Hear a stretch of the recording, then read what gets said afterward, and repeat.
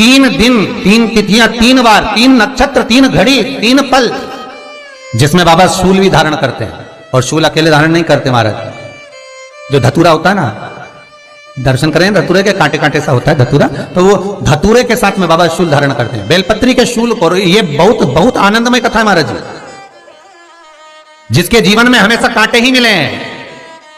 बेटी बड़ी हुई तो घर में मायके में दुख देखा, और मायके से गई ससुराल में तो ससुराल में दुख देखा। ससुराल में भी दुख देखने के बाद में भी पति को बहुत कुछ काम खुलवाया, बहुत धंधे खुलवाए, नौकरी लगवाई, पर वो पति बार बार छोड़कर आ गया, बार बार तकलीफ भोग रहा है, बार बार कष्ट भोग रहा है। फिर थोड़े दिन काम करता है, थोड़े दिन छूट जाता है, फिर व्यापार में बढ़ता है, फिर छूट जाता है, फिर कोई दुकान खुल गई, थोड़े दिन अच्छी चली, फिर वापस वहीं घर पर आकर बैठ गया। अर्थात उसके जीवन में वो शूलता चल रही है।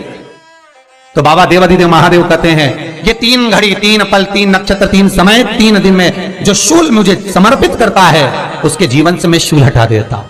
वो 3 दिन लिखे स्कंद पुराण में।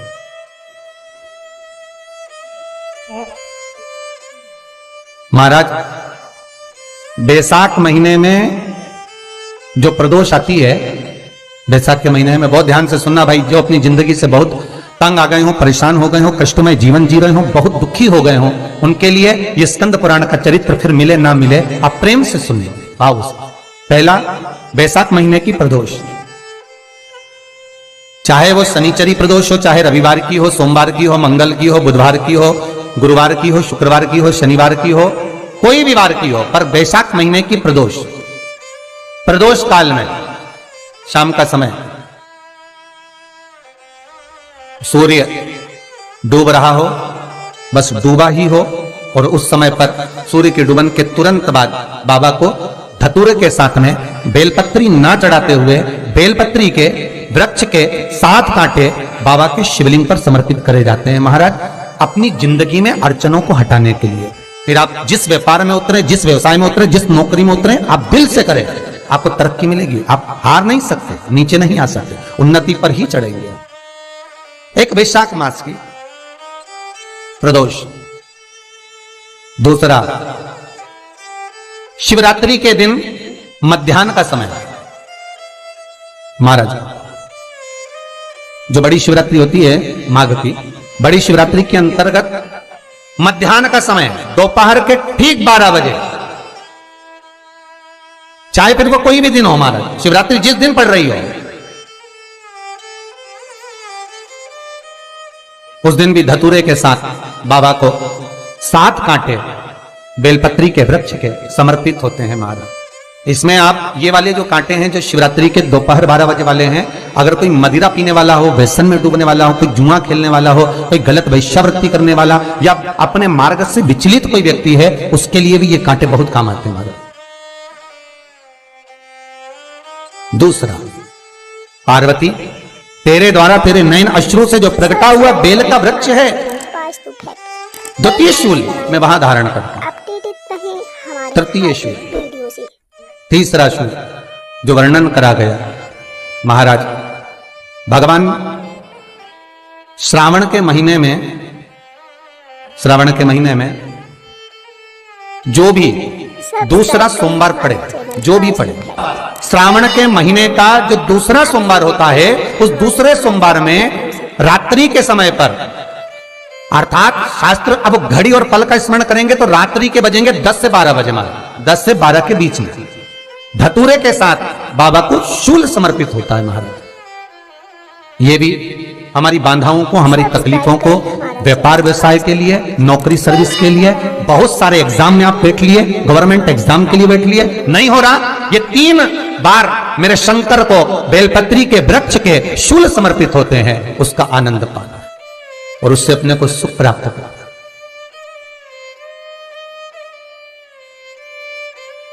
कि बाबा भोलेनाथ जी के नयन अश्रु से जो प्रकट हुआ वो रुद्राक्ष का पौधा है, माता पार्वती के नयन अश्रु से जो प्रकट हुआ वो बेलपत्री का पौधा है, और उमा और महेश, जिस महेश के वंशज है महेश्वरी, जिनकी 12 खाम प्रगति है भगवान महेश के द्वारा। सब्सक्राइब करें हमारा channel Vastu fact, bell icon दबाएं ताकि आप अपडेटेड रहें हमारे हर। वो महेश और उमा और महेश का जो चरित्र है कि उमा और महेश का जब प्रागट्य हुआ, उमा और महेश जब दोनों आनंद में विभोर होकर जब चलते हैं और दोनों के बैठने से तप मुद्रा से जो पौधा उत्पन्न होता है वो शमी का पौधा। चैनल पास्तु फैक्ट्स बेल आइकन दबाएं ताकि आप अपडेटेड रहें हमारे हर एक वीडियो से। शमी का पौधा। तो एक बात ध्यान रखिए, शिव जी के द्वारा जो निर्मित हुआ उसमें कोई शूल नहीं है, उसमें कोई कांटे नहीं है। पार्वती के द्वारा जो निर्मित हुआ बेलपत्री का पौधा, उसमें कांटे हैं। और पार्वती के मिलन से भी जो उत्पन्न हुआ है शंकर के साथ में, उसमें भी कांटे। शमी के पौधे में भी कांटे, शमी के वृक्ष में भी कांटे। सब्सक्राइब करें हमारा चैनल पास्तु फैक्ट्स, बेल आइकन दबाएं ताकि आप तो पार्वती जी स्कंद पुराण में एक प्रश्न कर रही हैं भोलेनाथ जी से कि प्रभु मुझे ये बताओ कि आपके द्वारा जो निर्मित हुआ उसमें शूलता नहीं है, पर मेरे द्वारा जो निर्मित हुआ उसमें शूल क्यों आया है, उसमें कांटा क्यों आया है? थोड़ा सा माताओं, मेरी जीजियों, आपको थोड़ा बुरा तो लगेगा इस प्रसंग को सुनकर, पर लग जाए, पर आज कथा निकली है तो सुन लो है? हमारे हर एक वीडियो से कि शिवजी जिस रुद्राक्ष को उत्पन्न कर रहे हैं उसमें शूलता नहीं है, पर पार्वती जी जो संग में मिली हैं उसमें भी शूलता है, और पार्वती के द्वारा जो प्रकट हुआ बेलपत्र उसमें भी शूलता है। तो भगवान महादेव बोलते हैं पार्वती मैं तुझे कुछ कहूं और कहने पर तुझे तेरे हृदय में कोई बात चुभे, शूल लगे तो मुझे ठीक नहीं लगेगा। नहीं नहीं नहीं, आप कहिए प्रभु, मैं सुनने के लिए तैयार हूं, आप तो बोलो कि कारण क्या है। भगवान कहते हैं पार्वती बस अंतर इतना है, नारी का जो स्वभाव होता है, स्त्री का जो स्वभाव होता है, उसके हृदय में छोटी छोटी बात के शूल बहुत होते हैं।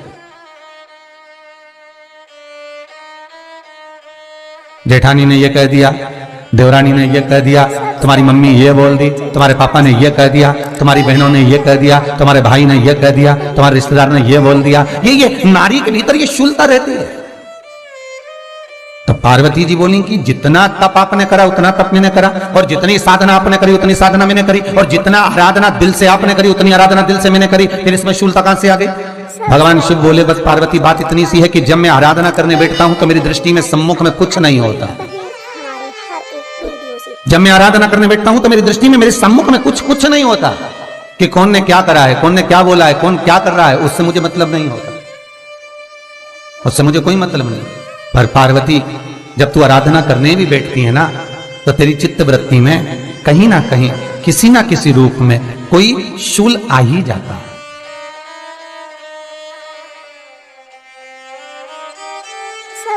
कई माताओं की आदत देखी साहब, भगवान की सेवा करने बैठी है तो भी भीतर थोड़ा सा शूलता भरी हुई है। महाराज बताओ, इतने सारे भगवान इकट्ठे कर लिए, मैंने बोला था बहू से कि वहां रख लेती है, बताओ इतने सारे यहाँ पर लाकर रख दिए हैं, अब इसकी सेवा करना पड़ रही है, अब ये करना पड़ रहा है। प्रसाद लेने के लिए रसोई घर में गई, भगवान का भोग लगाने के लिए, तो उसमें भी शूलता आ गई। इतने घंटों से मैं सामान ढूंढ रही, फ्रिज में मिल ही नहीं रहा, मैंने रखे गई थी, भगवान जाने कहाँ चले गए। भगवानों को वस्त्र पहना रही है तो शूलता है। अलमारी का ड्रॉज खोला, इसमें मैंने सामान रखा था, ना जाने भगवान का श्रृंगार कहाँ चले गया, कौन ने हाथ लगाया, फिर शूलता आ गई। भोजन करने बैठे तो शूलता है, कोई कार्य के लिए जा रहे हो तो शूलता है। अर्थात कहीं ना कहीं नारी के जीवन में शूलता बनी हुई है। और पार्वती जब तुम भजन करो, तप करो, साधना करो, भक्ति करो, उसमें शूलता नहीं होना चाहिए।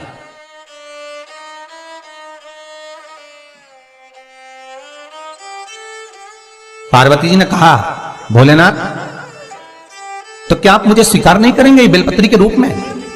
क्या मुझे स्वीकार नहीं करेंगे शमी पत्र के रूप में? पद्म पुराण, स्कंद पुराण, लिंग पुराण, नर्मदा पुराण और शिव महापुराण, ये सारी पुराणे वर्णन करती है। पार्वती जी का खंड आनंद वर्षत कर रहा है, वर्णन कर रहा है। पार्वती खंड वर्णन कर रहा है, सती खंड वर्णन कर रहा है, उमा संहिता वर्णन कर रही है।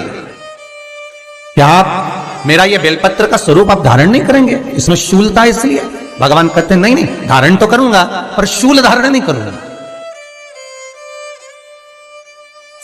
मैं शूल धारण नहीं करूंगा। मतलब बेलपत्री में जो कांटे लगे रहते हैं बेलपत्री की, उस डाली के अंदर जो कांटे शूल रहते हैं, भगवान शिव वो धारण नहीं करते। आप उस बेलपत्री को आप बड़े प्रेम से, आनंद से पत्ते को निकाल लीजिए, तोड़ लीजिए, उतार लीजिए, और फिर भगवान को वो प्रेम से समर्पित करो तो भगवान स्वीकार करना। पर भोलेनाथ ये बेलपत्री का जो वृक्ष है मेरे नयन अश्रु से उत्पन्न हुआ है, मेरे द्वारा उत्पन्न हुआ है, फिर तो इन कांटों की कोई महत्वता ही नहीं है, इन शूल की कोई महत्वता नहीं है। पार्वती केवल 3 दिन ऐसे रहेंगे, 3 बार ऐसे रहेंगे, 3 तिथियां ऐसी रहेंगी, 3 समय ऐसा रहेगा जिस समय पर तेरे द्वारा निर्मित शूल को भी शिव धारण करेगा और जगत का कल्याण करेगा। सब्सक्राइब करें हमारे श्री चैनल वास्तु फैक्ट्स, शिवाय आइकन दबाएं ताकि आप नमस्तुभ्यं। अपडेट रहें हमारे हर एक श्री वीडियो से। शिवाय नमस्तुभ्यं। श्री शिवाय नमस्तुभ्यं।